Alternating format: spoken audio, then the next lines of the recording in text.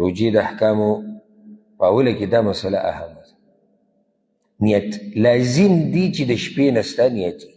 لکه سحر له ته روجې نیسې فرضي، نو لازم دی د شپې نه به ستا نیت وي. حدیث کې راځي رسول الله صلی الله علیه وسلم وایي، امام ابو داود راوړی دی، من لم یجمع الصیام قبل الفجر فلا صیام له. د سحر نه مخکې چې د چا د روجې نیت نه وي، د ده روجه نه کېږي. د سحر نه د فجر نه مخکې چې د چا نیت نه وي، د هغه روجه نه کېږي، فرضي روجه وي. د الله رب العزت رحم ته وګوره چې د رمضان د اولنۍ شپه چې کومه ده، اعلان وشو چې سبا به رمضان وي، د دې شپې نه چې ته د دې پوره میاشتې د روجو نیت وکړې، دا پوره دی. لکه لازم نه دی چې هره شپه نیت پکار دی، ځکه چې رمضان ټول یو عبادت دی، د دې لپاره یو نیت هغه پوره دی. الا که په منځ کې ستا د عبادت پرېکړې شي، لکه ته په سفر روان وې، روجه دې ونه نیوه، بیمار وې، روجه دې ماته کړه، او داسې نور څه، نو بیا به ته اوس بیا د نیت را تازه کوې، ځکه چې په منځ کې ستا نیت څه شو، هغه پرې شو او مات شو. بله هغه مسله نیت د زړه ارادې ته وایي. ګورئ هغه نیتونه نشته، چاته هغه نیت معلوم دی د روجې شپې چې به وایي وبصوم غد نویت من شهر رمضان، د دې مسلې نه سر شتي او نه خپې شتي. ته چې دا پېشمنۍ کوې ولې کوې؟ روجه به سره نیسي که دې ته نیت نه وایي، دغه نیت ته د زړه اراده. دا په عربۍ کې د دې الفاظ ویل یا پښتو کې د دې الفاظ ویل دا نه دي ثابت، دا بدعت دی. د زړه اراده ده که نه. لکه اوس یو سړی ناست دی دغه ته پېشمني ته ډوډۍ خوري او لا دغه یې نه دي ویلي وبصوم غد نویت، تا دې تپوس وکړو دا څه چل دی، ته لا پته نشته فی الحال، لا نیت زما نشته، لا نیت مې نه دی ویل، داسې کېدی شي. بلکې د رمضان د میاشت چې راننوځي د هر مسلمان بیا دا نیت وي چې زه به دا روجې نیسم. نو ځکه تلفظ په نیت نشتي، د زړه اراده ده، بس ته به د زړه اراده وکړي چې زما سبا روجه ده، دقه کافي دی. بله مسله دا یاده کړئ، نفلي روجه د دې دپاره د ورځې نیت کولی شي. نفلي روجې دپاره د ورځې هم نیت کولی شي. لکه حدیث کې داسې راځي چې رسول صلی الله علیه وسلم، امام بیهقي دا روایت راوړی دی، امام مسلم هم راوړی دی، ان النبي صلی الله علیه وسلم جاء الى عائشه رضی الله عنها. رسول الله صلی الله علیه وسلم یو ورځ د عایشې رضی الله عنها کوټې ته راغی، وی اعندک شیء، سحر وخت کې وی سره خوراک شتي که نه؟ هغې وی نه، وی فانی صائم، زما روجه ده. معنی مخکې نه د روجې نیت نه و، خو چې کور کې د خوراک څه میلاو نه شو، نو زما څه ده؟ زما روجه ده. دا د نفلي روجې دپاره. ورسره یاده کې نفلي عامه مطلق نفلي، یو نفلي معیني، لکه د عرفات د ورځې روجه نیسي. نو ته د عرفات د ورځې روجه نیسي، نو داسې خو نشي کېدی چې نیت ورته په 10 بجې کوې سهار، تا خو بیا د پوره عرفات د ورځې روجه ونه نیوه. دغه شان د عاشورا روجې ته نیسي، نو هغې له به د شپې نه نیت کوي. خو عام که ته روجې نیسي نفلي، نو خیر دی، د ورځې ولم ته نیت کولی شي. والله اعلم. هغې نه بعد حدیث راوړی د انس بن مالک رضی الله عنه قال رسول الله صلی الله علیه وسلم، رسول صلی الله علیه وسلم دا خبره کړې ده، تسحروا، پېشمنۍ کوئ، فإن فی السحور برکه، په پېشمنۍ کې الله برکت اچولی.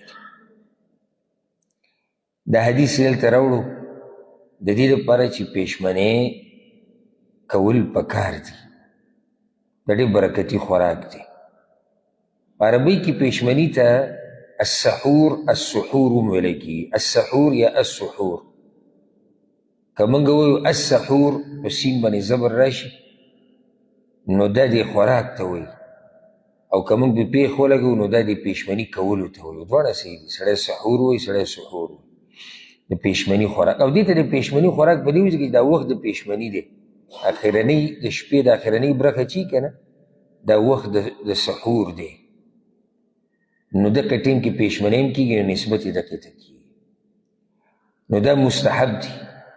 او یو روایت کې داسې راځي، امام نسائی راوړی دی چې یو صحابي وی دخلت علی النبي صلی الله علیه وسلم وهو یتسحر، زه یو پیر په رسول وسلم پسې رالم او هغه پیشمنی کو، وی راته وی چې انها برکة اعطاکم الله ایاها فلا تدعوه، دا یو برکت الله تاسو له درکړی دی، نو پرېږدئ مه، پیشمنی کوئ، ورسره دا مسله یاده کوئ، که چا پیشمنی ونه کو نو روجې صحیح ده.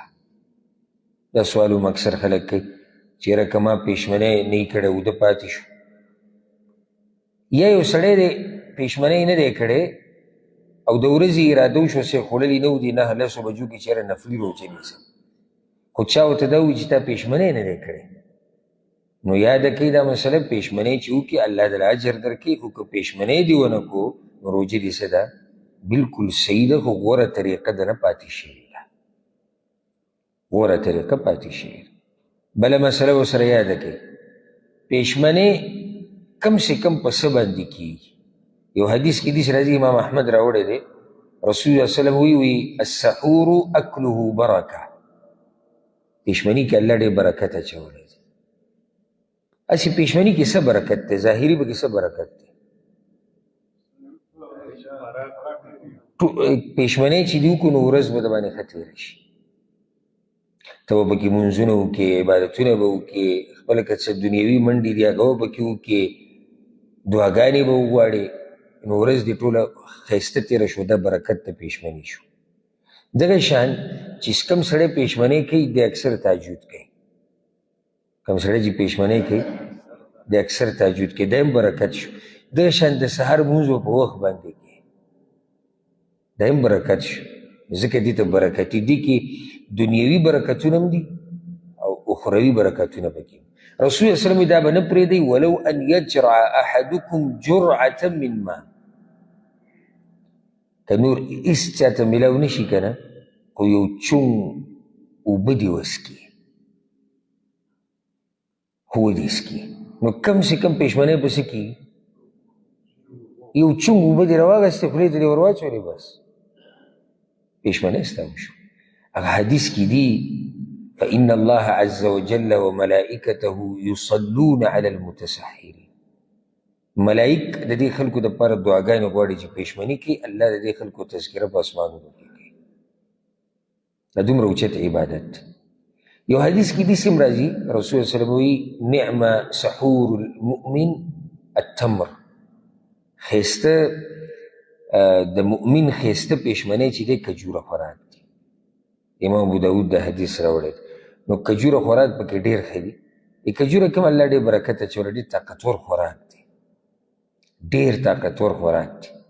دا چې پیشمني کې یو څو دانې سړی وخوري نو ټوله ورځ د ده په بدن کې بیا هغه طاقت وي. موږ صرف دغه ته کار ویلی دی، موږ پښتانه اکثر پیشمني کې څه خوري؟ وریجې. نو وریجو کې دومره زور نه وي، او چې لږ وخوځي راوخوځي سړی وریجې څه شي ختم شي ازمې شي. نو د دغه ټیم کې که سړی داسې د کجورې دانه 2-3 خوري نو دې سره به ښه د بدن ته طاقت میلاویږي. بله مسله دا یاده کوي چې دا د دې امت خاصیت دی د پیشمنۍ. رسول الله صلی الله علیه وسلم حدیث کې وایي صحیح مسلم کې دی فصل ما بین صیامنا و صیام اهل الکتاب اکلة السحر، زمونږ او د اهل کتابو د روجې په منځ کې فرق دغه پیشمنۍ دی. اهل کتاب هم روجې نیسي، یهودیان هم روجې نیسي، نصارا هم نیسي، خو زمونږ او د هغوی د روجو په منځ کې فرق څه شی دی؟ هغه دا پیشمنۍ دی. نو پیشمنۍ به نه پرېږدي. د هغې نه بعد حدیث راوړی د انس بن مالک رضی الله عنه، هغه د زید بن ثابت رضی الله عنه دا خبر را نقل کوي، وایي چې تسحرنا مع رسول الله صلی الله علیه وسلم، موږ پیشمنۍ وکړو د رسول صلی الله علیه وسلم سره. ثم قام الى الصلاه، بیا مانځه ته پاڅېد. کوم مانځه ته؟ سهار ته؟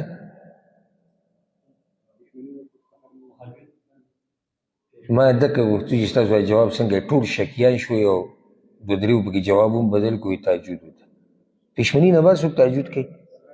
سهار مانځه ته پاڅېږو، پېشمنۍ وکړو ولاړ چېرته؟ سهار مانځه له.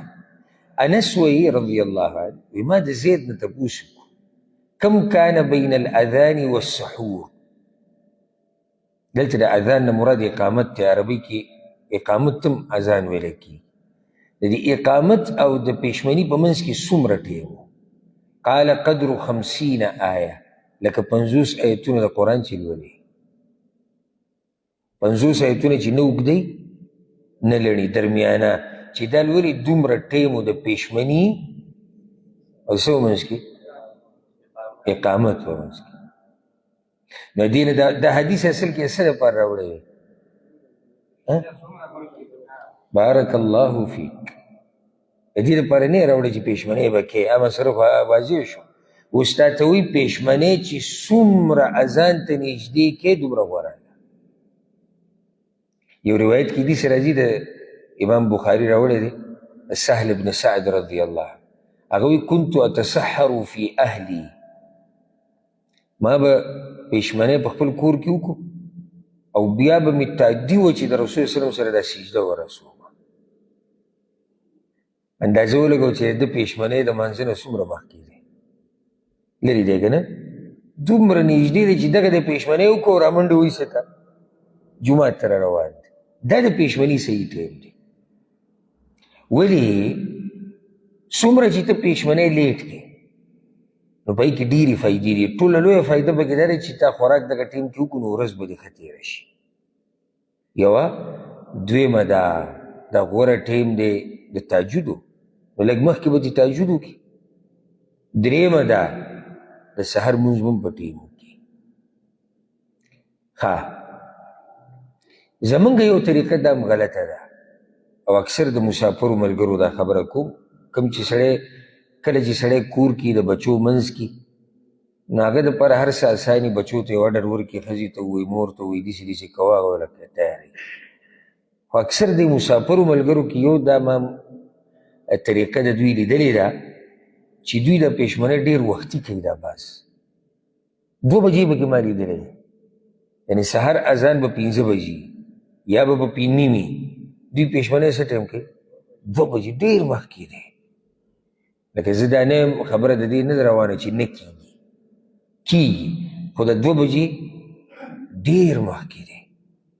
ښه نو چې هغه 2 بجې دوی پېشمنۍ وکړي، د هغې نه بعد بیا څه کړي؟ نو بیا پکې باز ویده شي، بیا مانځه ته نشي راپاڅېدی، ډوډۍ پې هم بوج شي. سهار له بیا د ورځې وږی، ځکه چې هلته یعنې که 11-12 ګنټې روژه ده نو هلته 3-4 ګنټې د مخکې پېشمنۍ هم کړې ده او سره هم حساب. نو دا طریقه ښه نه ده. څومره چې پېشمنۍ لیټ کولی شي نو دا غوره ده. خو یاد ساته، اوس دا هم نه چې بلکل اذان ته دې غوږ ایښودی دی، وینم سړی چې اذان بس و دته اوبه هم خوږې شي، دته هر څه دې ټیم کې خواږه شي، او داسې به په دې اوبو باندې په دې ټیم کې یو منډی شي که نه، اله ماله اوبه، اله ماله اوبه، اله ماله پلانی شي. یو ورځ یو کس لیکل کړي وو په دې سوشل میډیا باندې ډېر ښایسته په روژه کې، وایي دا مسله یاده کوي چې ګوره موږ چې څومره اوبه څکو داسې په جسم کې جمع کېږي نه، لږ څه بعد به بیا وباسو. ډېره فایدهمنه مسله ده. یعنې که یو سړی 3 جام اوبه ور واړوي، خوشحاله دی چې ما اوبه ډېرې وڅکي. نو ستا څه خیال دی چې دا به سبا ماښام پورې پرتي؟ لږ ساعت بعد به تا اودس ماتې راځي، هېڅ فایده دې ونه کړه. د الټه نقصان دا وي چې خوراک سړی وکړي او په هغې پسې اوبه ډېرې وڅکي، معده خرابېږي، په معده اثر کوي. نو دغه ټیم کې شیطان نه دی، دا ټیم سړي ته داسې کوي. او بیا خصوصا د نسواریان د دوی د چونډي ټول زور دې ټیم له ځي. د سهار نه د ماښام پورې خو روژه ده، نو د ماښام نه دې ټیم پورې څومره لوی وخت دی، خو دته دا اخرنی منټ د مؤذن چې اذان کوي که نه، دا دته داسې قیمتي دی چې که دې ټیم کې د اوبه ونه څکي، کیدای شي د سهار د تندې نه مړ شي. که دې ټیم کې د مڼۍ ونه خوړه کیدای شي د لوږې نه مړ شي، او که دې ټیم کې د نسوار ونه لګول نو کیدای شي دغه اخرنی چونډی شي بیا ورته نصیب نه شي. که نه زما دا خبره غلطه ده؟ یو 2 منټه مخکې خپله روژه خپل خوراک څښاک څه که ختم که. لکه موږ ته دا نه وایو چې روا نه دي، اذانه پورې ته هر څه خوړی څکی شي، خو یو 2 منټه مخکې خپله خبره په ارام ختمه کړه چې بیا منډې نه وایي. بعض خلک ما لیدلي دي هغه داسې 2-3 منټه مخکې 5 منټه مخکې جومات ته هم را رسېدلی. دې جوماتونو کې ګڼه ډېرې موږ سره د روژې مسلمانان ډېر نو جوماتونو کې ګڼې نو دې 2-3 منټه مخکې 5 منټه مخکې ښه اودس چارګانې کړ. چې دغه ټیم کې اوس یو سړی د نسوارو چونډۍ توکي او دغه ټیم کې دی ډوډۍ له زور ورکړي او بیا وروسته به دی اوس چاردام هم کوي که نه، اودس لا پاتې دی، په دکه منډو منډو کې د ده نه د لمونځ یو رکعت لاړ شي یا ته لمونځ لاړ شي. دا طریقه صحیح نه ده. بله مسله دا یاده کړئ دا بدعت دی او زموږ په ملکونو کې کېږي. د پېشمني دپاره دا وخت چې د پېشمني د بندولو وخت دی را مخکې کړی، اذان به لږ را مخکې کړي او د روژه ماتي د اذان دا لږ یو څو منټه لیټ کا. ولې هلکه جي دا احتیاط دی، دا احتیاط الله او د الله رسول کولی دی؟ نه. موږ ته خو زموږ رب دا ویلي دي وایي د سحر راختو پورې خوراک څښاک کوئ. ته څوک یې چې په ما باندې پابندي لګوي یو څو منټه مخکې را باندې روژه باندې. ما ته زما رب ویلي دي، رسول صلی الله علیه وسلم ویلي دي چې نور ډوب شو روژه ماتوه خوراک څښاک کوه. ته څوک یې چې تا زه بند ساتلی یم 2-3 منټه او بیا دې له نوم د احتیاط ورکوې؟ د بدعت ته ګوره. او رسول صلی الله علیه وسلم حدیث کې دا خبره ذکر کړې ده چې روژه ماتي کې به تادي کې او د اهل کتابو پیښې به نه کوئ. اهل کتاب روژه کله ماتې کله چې دا ستوري ښه صحیح ښکاره شي او ته انتظار کوي. رسول صلی الله علیه وسلم تاسو به دا کار نه کوئ چې څنګه نور ډوب شو روژه به ماتې او چې څنګه سحر راوختو روژه به بندې. دا پکې نشته چې دلته 2-3 منټه وختي هلته 2-3 منټه لیټ. دا مثلا لیدلې ده که نه ده؟ زموږ په ملکونو کې دا کار کیږي او دا مکمل بې دلیله کار دی، مکمل بې دلیله. یو بله مسله به ته ذکر کړم ډېره اهمه. یو سړی په دې ګمان کې و چې سحر لا نه دی راختلی او خوراک یې وکړو. دې کې یو کس راغی کمرې ته راننوتو، ده ورته ویې څنګه چېرته تللی؟ زه خو مانځه ته راغلم. وله لمونځ؟ لمونځ خو شوی دی.